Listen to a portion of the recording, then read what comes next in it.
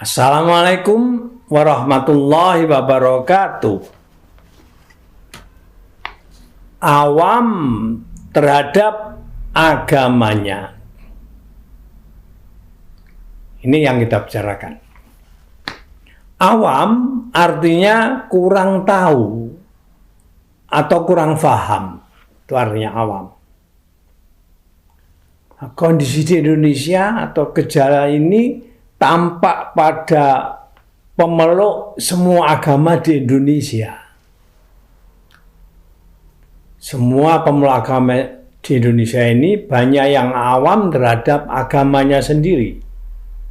Akibatnya juga terjadi pemindahan agama atau murtad. Nah, itu juga akibat dari kondisi di Indonesia yang masih banyak tingkat ekonominya menengah ke bawah. Padahal kemiskinan itu akan dekat kepada kekafiran itu.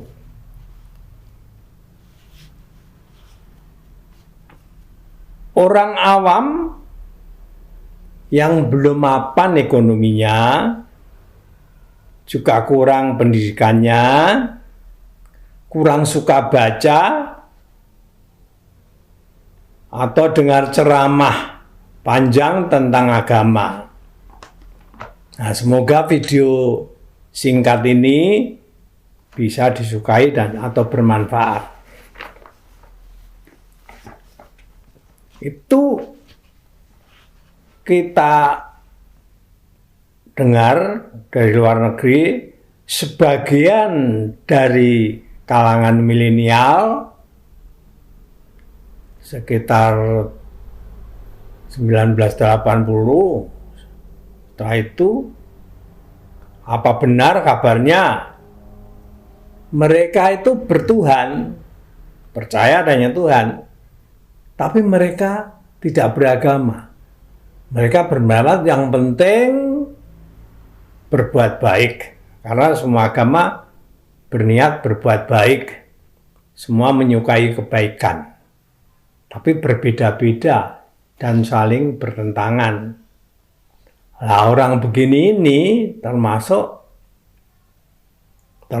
golongan tono ini, tidak ngikuti ini, itu tak beriman itu. Ikuti, baca kisah Tono Tini yang sudah ada di video sebelumnya. Dan sebaiknya para guru agama itu menyampaikan kisah Tono Tini agar mereka tahu dan memilih jejak yang beragama, bukan hanya berbuat baik. Banyak para sarjana memang pinter-pinter, cerdas, bahkan mengaku kuliah di luar negeri, jadi pejabat. Tapi awam akan agamanya itu, kalaupun tahu, itu dari ceramah yang beda-beda. Jadinya ilmu agamanya kacau.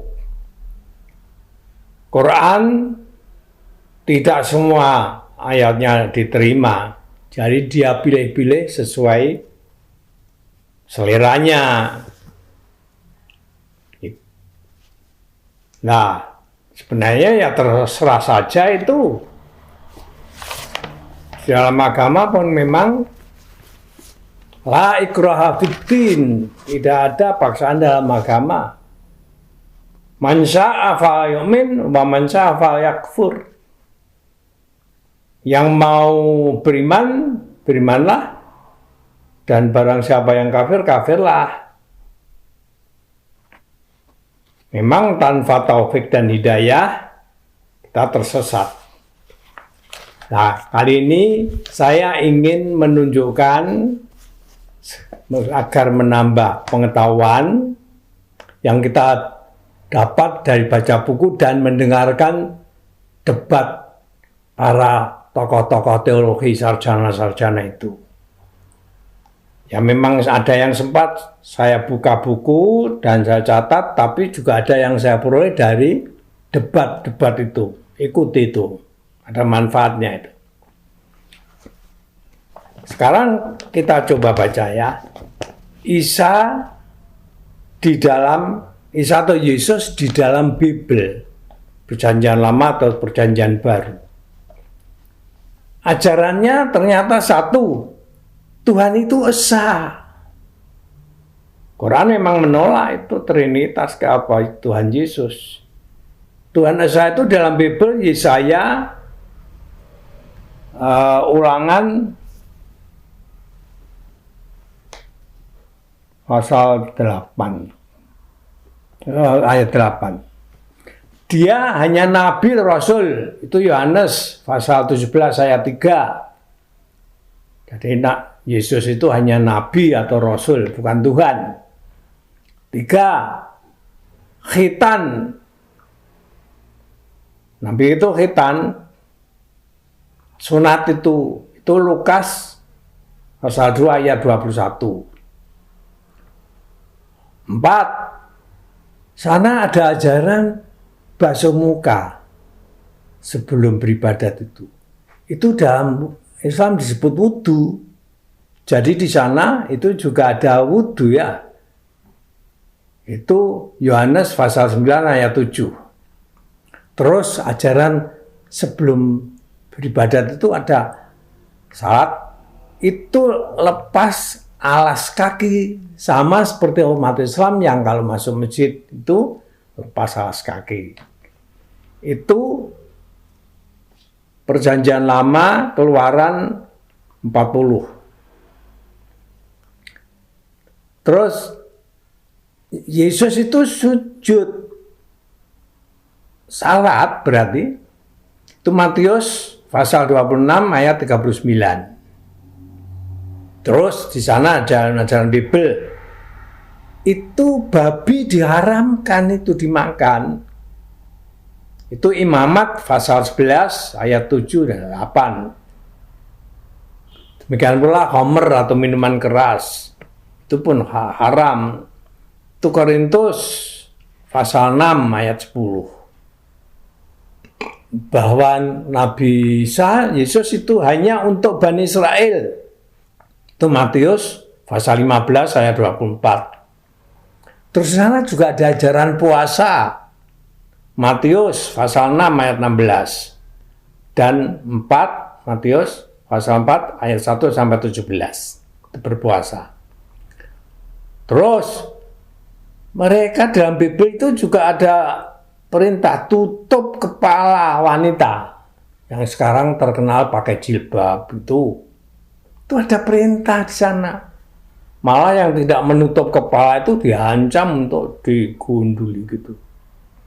Itu Korintus pasal 11 ayat 6. Terus ajaran kafan, kalau mati cukup dibungkus seperti kain-kain itu, tidak pakai jas, celana, dasi dan segalanya.